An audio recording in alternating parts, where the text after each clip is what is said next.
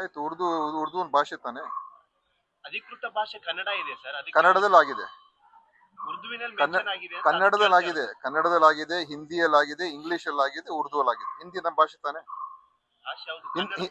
ಕನ್ನಡದಲ್ಲಿ ಆಗಿದೆ, ಇಂಗ್ಲಿಷ್ ಅಲ್ಲಿ ಆಗಿದೆ, ಹಿಂದಿಯಲ್ಲಿ ಆಗಿದೆ, ಉರ್ದು ಅಲ್ಲಿ ಮಾಡಿದ್ದಾರೆ. ಯಾಕಂದ್ರೆ ಉರ್ದು ಆ ಒಂದು ಜನರು ಕೂಡ ಉರ್ದು ಪತ್ರಿಕೆಯಲ್ಲಿ ಕೂಡ ಹೋಗ್ತದೆ.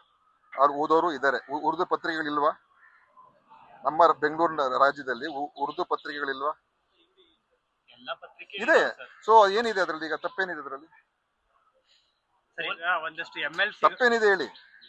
ಓಲೈಕೆ ಏನು ಓಲೈಕೆ? ಈ ಹಿಂದಿಯಲ್ಲಿ ಬರೆದ್ರೆ ಹಿಂದಿ ಓಲೈಕೆನಾ? ನೀವು ಹೇಳ್ಬೇಕು ಸರ್. ಅದೇ ನೀವೇ ಹೇಳಿ. ಇಂಗ್ಲಿಷ್ ಅಲ್ಲಿ ಕೊಟ್ರೆ ಇಂಗ್ಲಿಷ್ ಓಲೈಕೆನಾ? ಅದೇ ಹೇಳ್ತಾ ಇರೋದು ನಾನು. ಕನ್ನಡದಲ್ಲಿ ಇದೆ, ಇಂಗ್ಲಿಷ್ ಅಲ್ಲಿ ಇದೆ, ಹಿಂದಿಯಲ್ಲಿ ಇದೆ, ಉರ್ದು ಅಲ್ಲಿ ಇದೆ.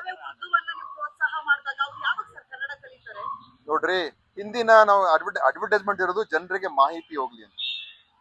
ಅಡ್ವರ್ಟೈಸ್ಮೆಂಟ್ ಇರೋದು ಜನರಿಗೆ ಮಾಹಿತಿ ಹೋಗ್ಲಿ. ಸೊ ಮಾಹಿತಿಯನ್ನ ಜನರಿಗೆ ಮುಟ್ಟಿಸ್ಬೇಕು. ಅದಕ್ಕೋಸ್ಕರ ಬೇರೆ ಬೇರೆ ಭಾಷೆಗಳಲ್ಲಿ ಕೊಡೋದ್ರಲ್ಲಿ ತಪ್ಪೇನಿಲ್ಲ. ಅಧಿಕೃತ ಭಾಷೆ ಅಲ್ಲ ಅಲ್ಲ, ಅದಕ್ಕೆ ನೀವು ಹೇಳಿದ್ದು ಸರ್. ಅಧಿಕೃತ ಭಾಷೆ ಅದಲ್ಲ, ಇದು ಸಂದೇಶ ರೀ, ಮೆಸೇಜ್ ಕೊಡುವಂತದ್ದು.